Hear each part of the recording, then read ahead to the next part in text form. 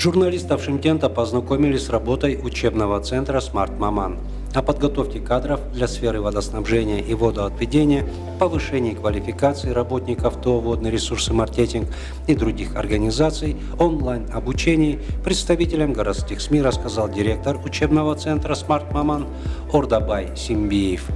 Журналистам показали аудиторию учебного центра, которые были специально подготовлены для обучения работников водохозяйственной сферы. В них имеются необходимые учебные пособия и литература. Учебный процесс отработан. С момента открытия в 2019 году квалификацию повысили 622 инженерно-технических работника. Необходимое обучение проходят и представители рабочих специальностей. Их обучилось 450 человек. Кстати, именно сейчас проводится онлайн-обучение слесарей аварийно-восстановительных работ.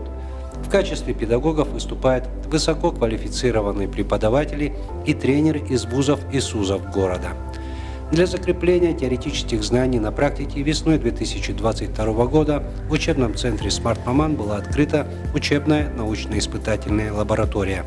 В ней оборудовано несколько стендов, которые позволяют провести электротехнические, химические и электрические испытания. Кроме того, оборудованы стенды для подготовки слесарей, мастеров насосного оборудования, газоэлектросварщиков и других специалистов. В учебном центре прошли обучение представители Алматинского водоканала. Коллеги из Узбекистана также побывали в учебном центре и наверняка будут использовать полученный опыт в своей деятельности. В январе 2022 года между учебным центром и Ассоциацией предприятий по водоснабжению и водоотведению «Казахстан СУАРНАСы» подписан договор о сотрудничестве. Это открывает огромные перспективы перед учебным центром.